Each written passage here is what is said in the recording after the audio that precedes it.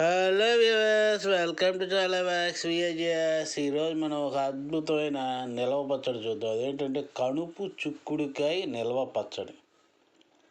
చుక్కుడుకాయలు తెలిసిందే కదా మీకు, బాగా గింజపట్టిన చుక్కుడుకాయ నేను ఒక అరకేజీ తీసుకున్నా. ఎలా చేయాలో చూద్దాం. ఒక పొయ్యి మీద ఒక గిన్నె పెట్టుకుని ఒక 4-5 చెంచాలు, కొంచెం నూనె ఎక్కువ పడుతుంది పర్వాలేదు, వేసి పచ్చడి అప్పుడు కానీ ఆ రుచి రాదు అన్నమాట. అందువల్ల ఒక 4-5 చెంచాలు నూనె వేయండి. వేసి ఈ చుక్కుడుకాయ కాయ చక్కగా పీచు ఒలుచుకుని మొత్తం కడిగి తుడిచి ఆరబెట్టుకుని కాసేపు ఆ కాయలన్నీ చక్కగా వేసేయండి. వేసేసి చూసారా, ఇలా నూనెలో చక్కగా ఒక 4-5 నిమిషాలు ఉంచారంటే చక్కగా వేగిపోతుంది. చూసారా, ఈ మాత్రం వేగితే చాలు, ఎక్కువ మరీ వేగక్కర్లేదు. తీసేసి చల్లారబెట్టుకోండి. ఇప్పుడు ఏం చేస్తారంటే పొయ్యి మీద నూనె ఉంది కదా గిన్నెలో, దాంట్లోనే మనం పచ్చడికి తాలింపు వేసుకుందాం. తాలింపు ఎలా వేయాలో చూడండి. అంత తెలిసిందే మనకి. ఓ 3 చెంచాలు పచ్చిశనగపప్పు, 2 చెంచాలు ఆవాలు, 1 చెంచాడు చాయ్ మినపప్పు, 1 చెంచాడు జీలకర్ర, అంతే.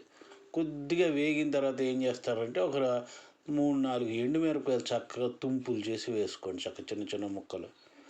ఒక 2-3 నిమిషాలు చక్కగా తాలింపు వేగిపోయింది అన్న తర్వాత చివరిలో ఒక చెంచాడు ఇంగువ వేయండి, బాగుంటుంది చక్కగాను. ఒక చెంచాడు ఇంగువ వేసి తిరగమూత అంతా వేగిపోయింది అనుకున్న తర్వాత మనం ఒక 50 గ్రాములు చింతపండు చక్కగా ముందే నానబెట్టి ఉంచుకోవాలి. ఒక అరగంట ముందు చింతపండు చక్కగా గుజ్జు తీసి మొత్తం వేసేసుకోండి. చక్కగాను చింతపండు పీచులు ఇవన్నీ తీసేసి చక్కగా గుజ్జు చేసి చక్కగా వేసేసుకోండి. గుజ్జు అంతా చింతపండు గుజ్జు ఒక 2-3 నిమిషాలు మరిగిన తర్వాత రుచికి సరిపడా ఉప్పు, నేను ఒక 2 చెంచాలు ఉప్పు వేసా. అలాగే రుచికి సరిపడా కారం, మనం తినేట్టుగా. ఎక్కువ తినేవాళ్ళైతే 3 చెంచాలు వేసుకోవచ్చు, నేను 2 చెంచాలు వేసా కారం. వేసి బాగా కలపండి చక్కగా. ఉండలాగా గడ్డలు కట్టేయకుండా చక్కగా అలా ఒకే చోట కాకుండా చక్కగా గుజ్జు, ఈ ఉప్పు కారం అంతా బాగా కలిసేట్టుగా చక్కగా కలపండి.